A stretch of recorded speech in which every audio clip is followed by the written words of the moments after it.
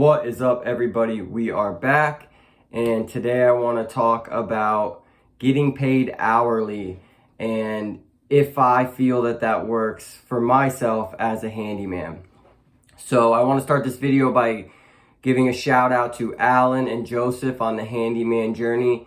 They really helped me gather my thoughts about this issue as it was happening in real time for me. So let's get right into it. I recently had a client that I have done 2 different projects for.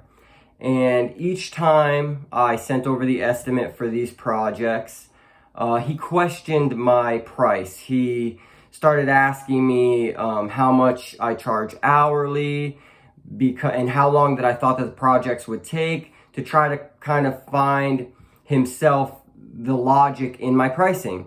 And I explained to him both times that I don't charge hourly, I charge by the job. And it doesn't matter if that job ends up taking me 2 hours or 5 hours. It's going to be the same price either way. And both times he ended up hiring me.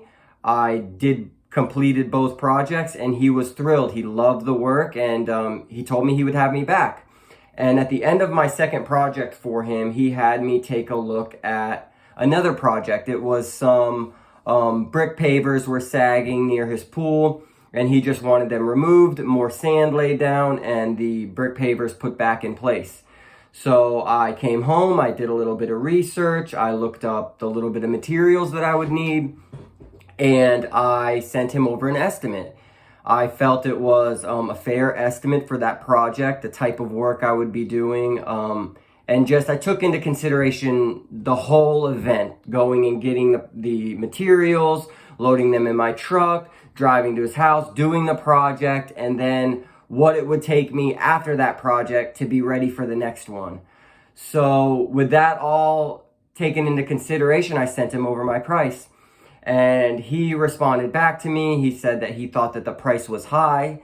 He also thought that from now on it would be best if he just pays me by the hour, and what I would charge per hour, and how long that I think that this project would take. So I, respectfully told him that I don't charge by the hour. I don't get paid by the hour. I get paid by the project. And I like this client. I respect him as a person as well as a client. So I felt not inclined, but I felt that I should give him a little bit more of an explanation. So I explained to him that charging hourly can cause a lot of confusion. Is my handyman working fast enough?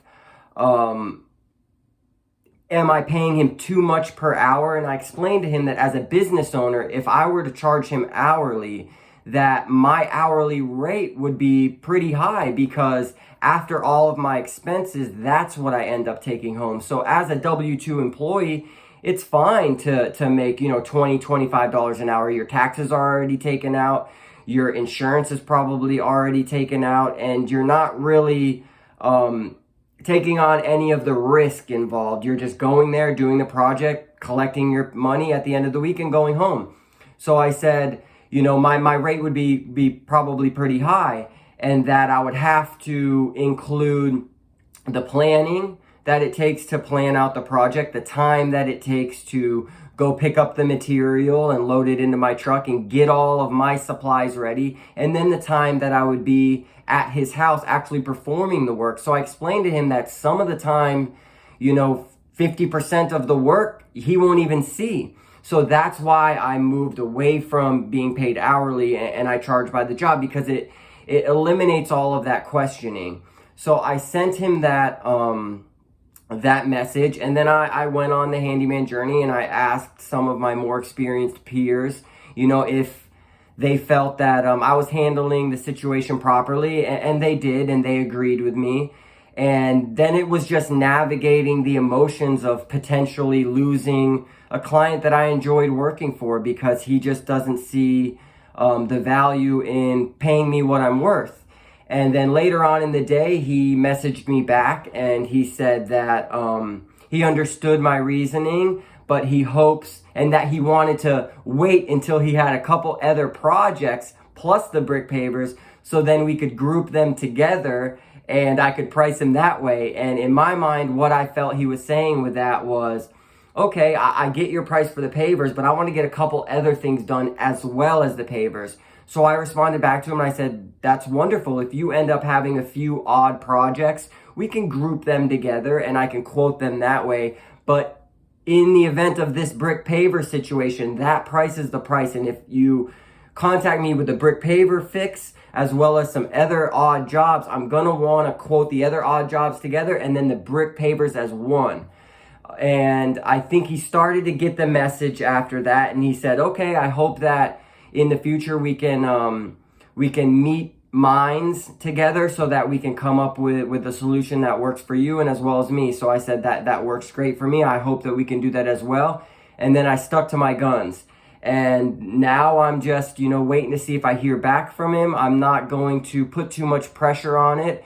I'm just going to know that I'm building a brand here. I am not muscle for hire. I am a brand that focuses on professionalism, communication, safety, project planning, and the dedication to quality. And all those things are the reason that my prices are the way that my prices are. Because when you hire me, you're not hiring a guy to just move your brick pavers and lay sand.